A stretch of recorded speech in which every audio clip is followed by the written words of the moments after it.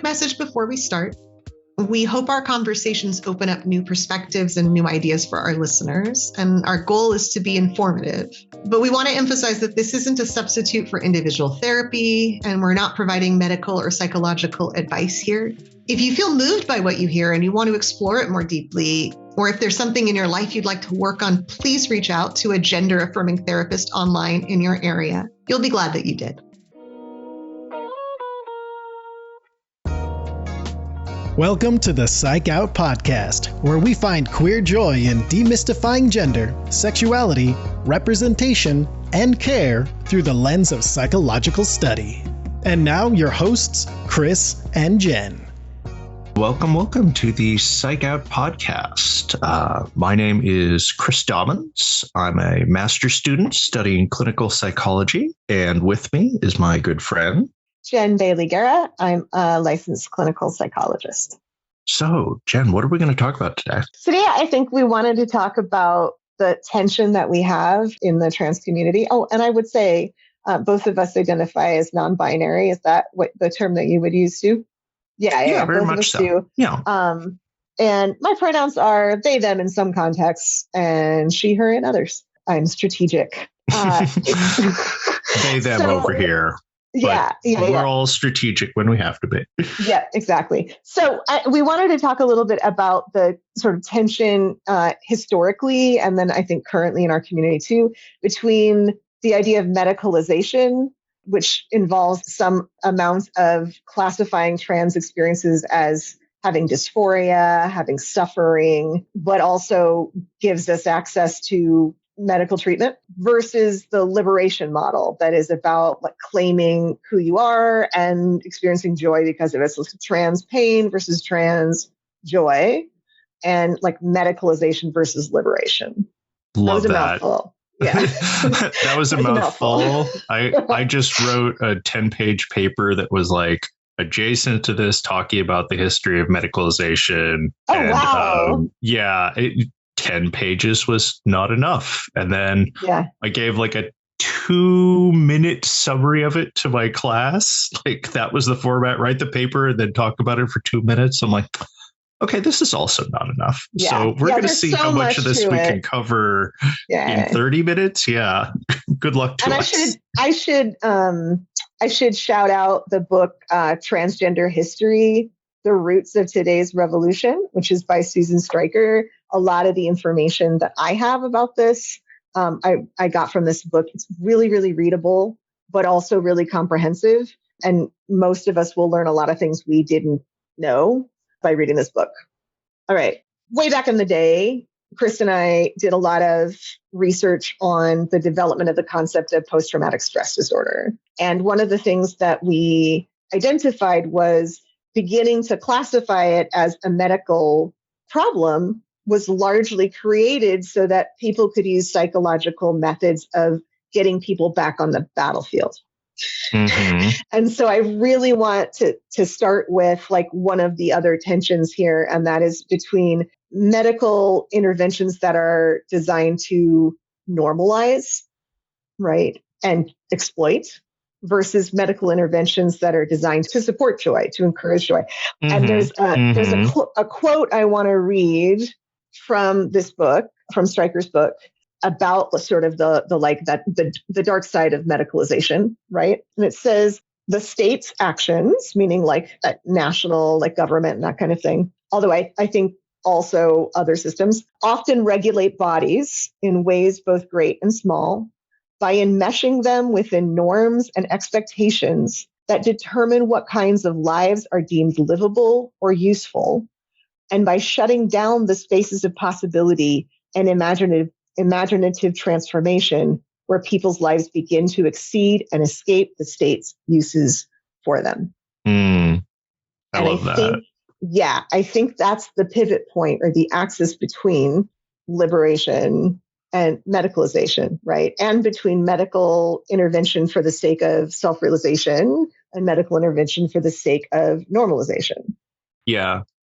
That's that shutting down of possibilities resonates with me. Something I came to discover as I was doing research this quarter was like, I was struck by a paper that was arguing like, look, when we're medicalizing this, when we're talking about, what transition looks like for youths, for adolescents, for adults, we're supposing that at some point one's gender identity like is done. It is cooked. We're trying to get people to the fixed ending.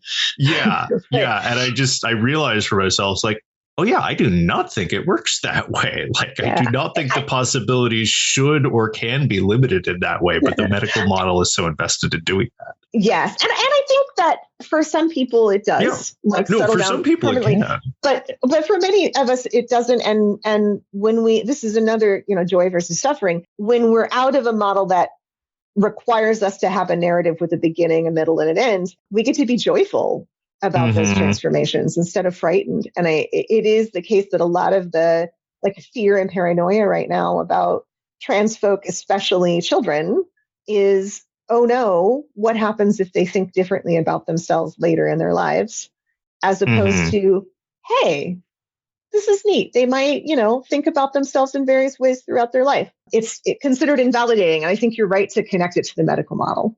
Just going back in history, though, like I've said a lot of negative things about the medical model, so let me counterbalance a little bit. First of all, like a lot of the people who initially started moving this into the realm of psychology were LGBTQ themselves. Although, this is like the late 19th century, early 20th century. There really wasn't a good distinction between like sexual orientation and gender identity at that point. So I don't want to speculate as to their gender identity, but a lot of them were, and they really saw that as a way of a compassionate way of pulling it out of moral and religious realms, right? So from demonization to medicalization. That's what I liked about you bringing in PTSD at the beginning, is like that is the advantage that the medical model has, is that it is standing as in opposition to like, this is a moral failing. I mean, yes.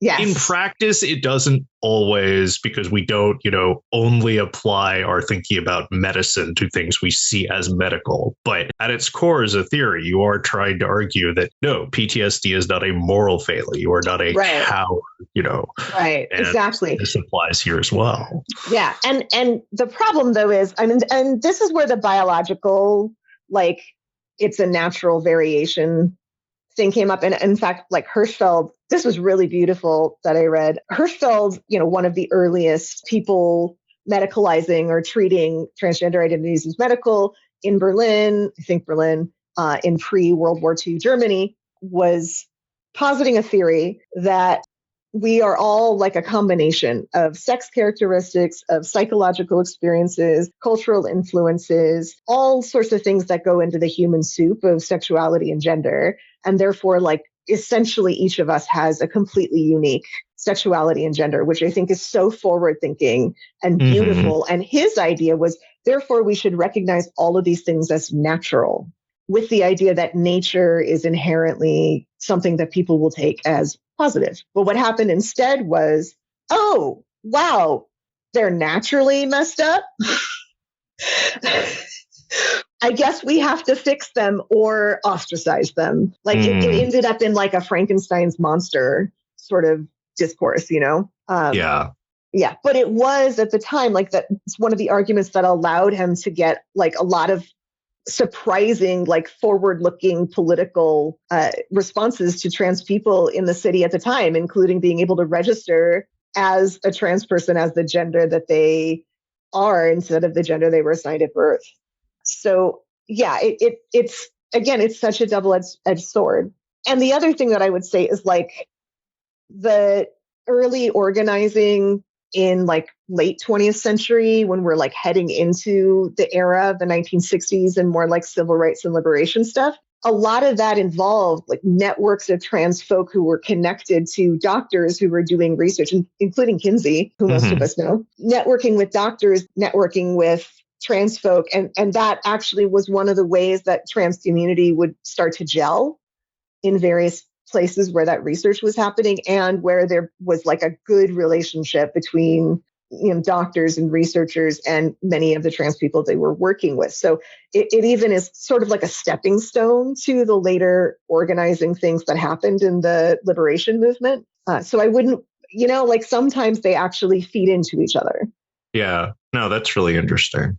Yeah. So first of all, Stonewall was not by far the first like outbreak of resistance amongst LGBTQ people, or especially trans people. There were multiple incidents, riots, picketing at various places, a lot in like California, LA, and San Francisco in the years preceding that, including the 50s.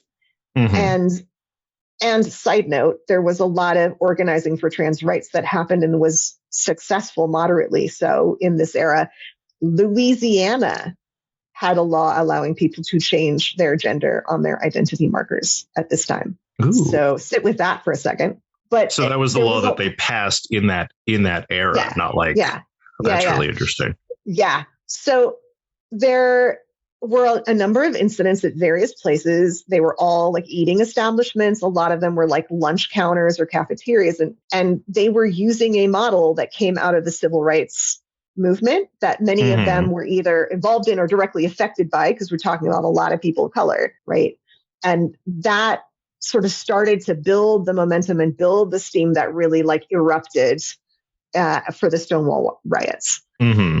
And I think that's so, because we think of the Stonewall riots as their own thing, but actually trans liberation movements were feeding into that before it even happened.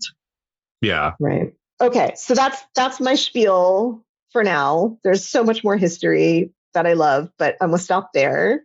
And I want to hear more from you. I want to hear more from what was in your presentation and more of what you think about the history. I'm struck by how there's been, cycles of increased like public broad awareness of trans lives, and how that seems to go cyclically in a way that doesn't, neatly track this idea that we have of how oppression works. Yes. The oppression is always there, but you can see like moments of acceptance, maybe not on equal terms. That's what it is. The fight is not a fight for acceptance. It's a fight for equality and recognition on one's own terms. But I'm thinking about like, in the 50s, you have moments like what's going on legislatively in Louisiana. And then you have like Christine Jorgensen, who is like, can you explain who that is? Christine Jorgensen.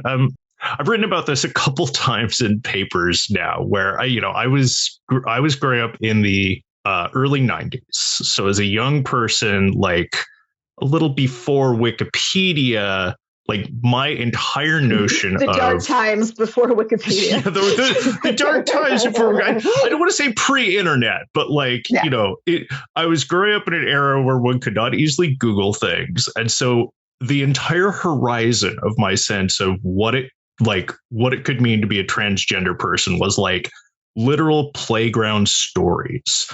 And the only one I would ever hear was that touched on like the idea of, sex and gender being flexible or changeable or anything other than a binary. The only story I ever heard was the story of the GI, the World War II soldier who went off to Europe and had an operation and came back a lady. And that was Christine Jorgensen. And for a long time, I didn't know if that was a real story, or I didn't know if it was like wildly exaggerated. And from the little bit I've reading I've done on Jorgensen's life subsequently, like, the playground actually got that one right.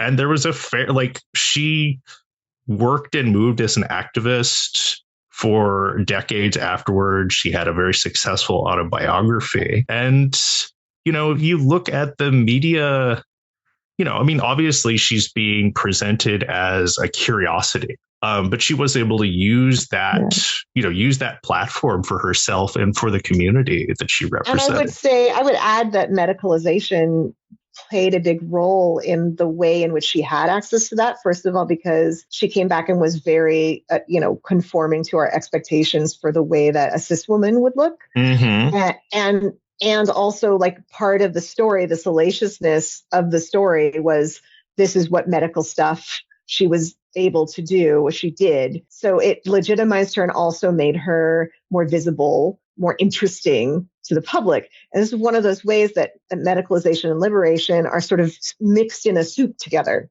Yeah. There's so much more I want to talk about. At LGBTQ Evolutions, we know that change starts with people like you.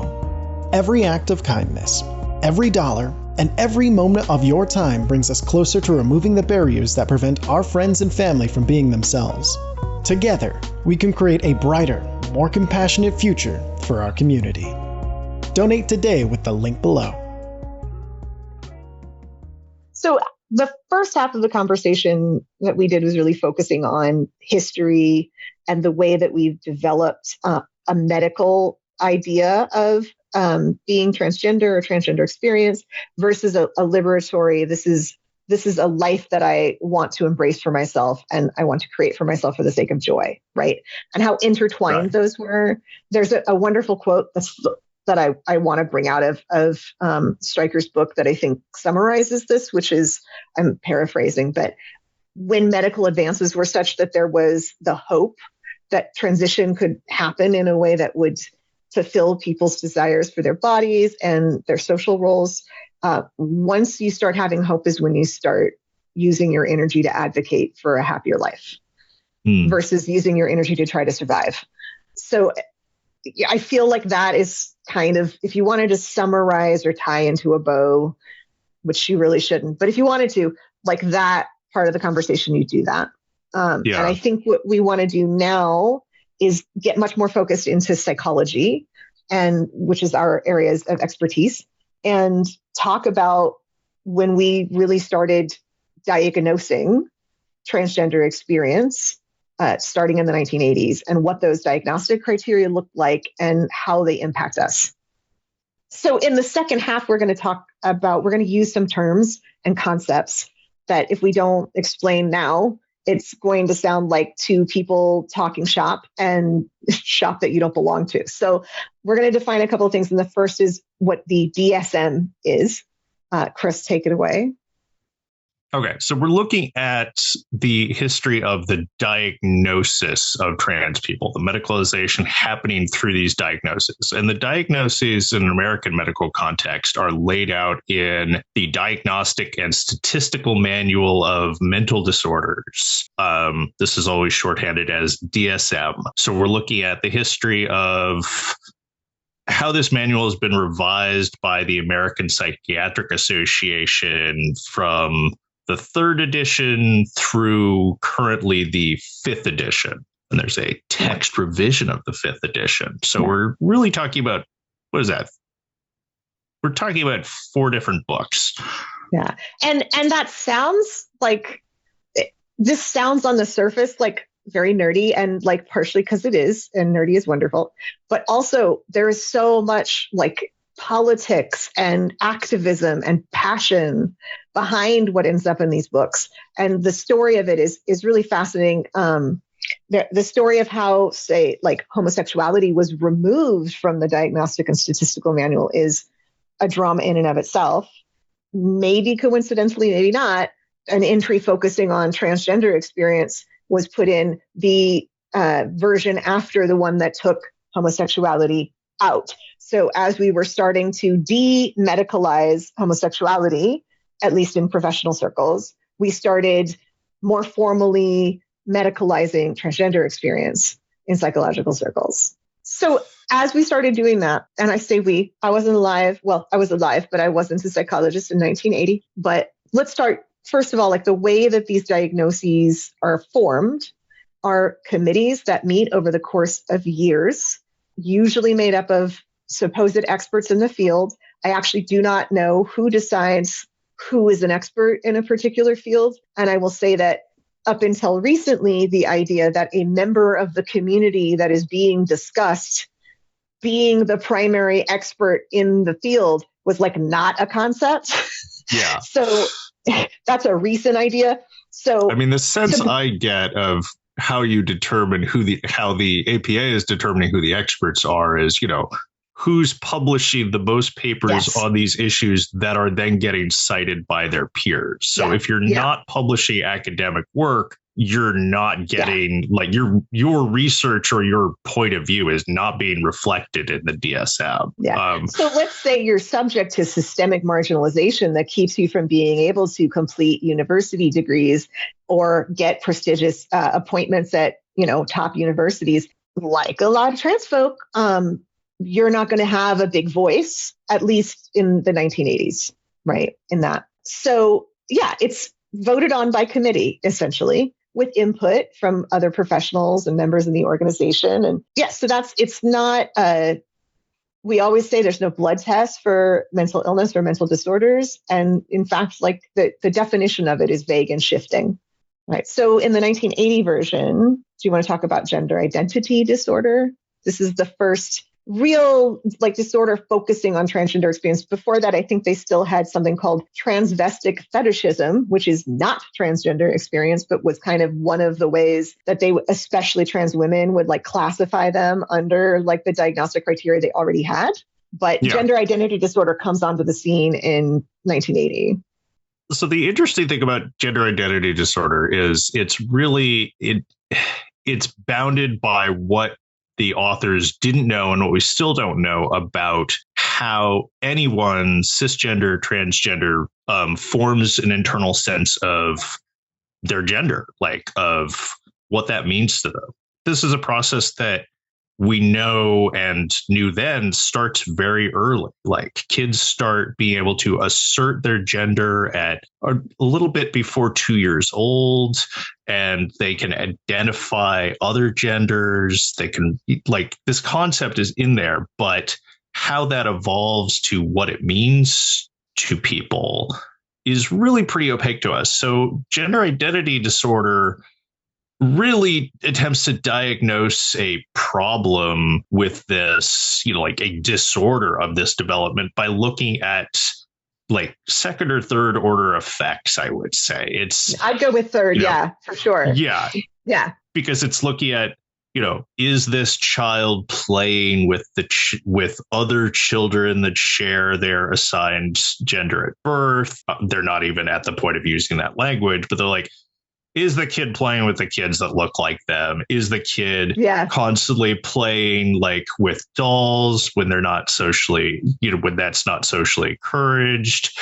Is the kid talking about what was the other one about fantasy life or fantasizing about your body being cross-sex or fantasizing about being seen that way, but it was mostly fantasizing about your body, which, that idea of fantasizing about your body having different primary and secondary sex characteristics, that is part of the diagnostic criteria now, although it's not a required part by any means, and often a part of transgender experiences. But the way that it's embedded in these other criteria that are do you look like the picture on the women's bathroom or do you look like the picture on the men's bathroom? Do you wear pants or dresses? Do you play with trucks or dolls? It's very set out there. And it's also very geared toward things that you experience in childhood, because at this point, the idea is if you don't experience these things from your earliest childhood, from a little before 2, then it's not there. Right. And to underline, while there's a lot we don't know about how it develops in children, what we know now and what the DSM is starting to reflect in its more recent editions is that we also don't understand how people's sense of their gender develops throughout their lifetime, how it may or may not change. So you can get early onset dysphoria, you can get late onset dysphoria. And although this isn't very well reflected in the DSM, you can also get dysphoria, at any point later in life. We have case studies of this. We, see it I've worked with lots of people who have that experience. Yeah, we see it in the community. It's not very well reflected in the literature because it's not well understood. Well, and as you're talking, it really, and we could probably tell this story about any development of a diagnosis, but how this evolution of medicalizing transgender experience is all about us digging ourselves out of assumptions that we didn't know we were making. Exactly. Right. Exactly. So, yeah. And this diagnosis of gender identity disorder, like that's where you get the like story. Like, I knew ever since I was a child. When I was 2, I told my parents that I wanted to wear dresses, or I wanted them to call me Bob, or like what, like that's where that comes from. And it was so all pervasive and so necessary to get a diagnosis. Like, when insurance finally was covering some gender affirming care, which it didn't for a long time, but it was so like necessary for the diagnosis that people would have to fold their stories into that framework, which further complicated people's ability to understand that our experience of gender does not actually fit in that framework. Yeah. And which is reflected in the studies that these experts are basing their expertise on. They're doing studies that, by the nature of psychological work, require self-reporting from clients.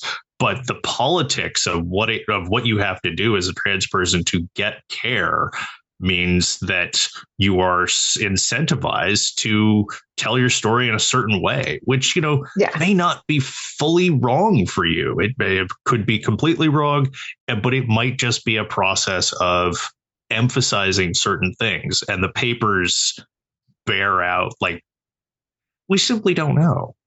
Yeah. We really have to understand that in psychology, as in I think any social science, there are power dynamics at play in the research that we do, and who does the research, who the research subjects are, and how free the research subjects are. So remember, research subjects are almost always also patients when we're talking about researching mental health issues who are looking for treatment, right? So the institution doing the research, if not the individual doing the research, holds in their hands the keys to the care that this person wants, right? But so because of time, we should get to gender dysphoria, which is the relatively new. Do you remember when the DSM-5 came out? It wasn't that long ago, but I don't have a sense of time. I had graduated and been licensed before, so it was at least 10 years. 2014, less than 10 years, 2014. Yeah. Okay. Yeah. Hey, look, I was close. So anyway, this is where they start moving it from these external signs that you could go like, oh, look, this kid likes to play with boys and not girls, to one's internal experience, right? Mm-hmm. Most of gender dysphoria, I think if not all of gender dysphoria, has to do with reporting your internal experience. None of it requires that it be originating in childhood. In fact, like we have 2 different codes for gender dysphoria in childhood and gender dysphoria in adolescents and adults, though that doesn't necessarily mean when it started, just when the person's experiencing it and you're diagnosing them. And it has to do with like both like a desire for a change in primary or secondary sex characteristics and a desire to be treated as the other gender. The latest revision from like 2020 does do a slightly better job. It gets a little away from the binary of like treated as a different gender. I wish I had a direct quote, but the language sucks less, attempting to include like a range of non-binary gender identities and how that can manifest in dysphoria. Yeah. And I think what's nice and I think that they were anticipating that as they started to write gender dysphoria as it is, because another misnomer. Okay, so let's define what dysphoria is. How would you define dysphoria? I would define it pretty broadly. Like, I think any discontent with how your gender is perceived or how you perceive your gender and how that does or doesn't interface with society. Yeah.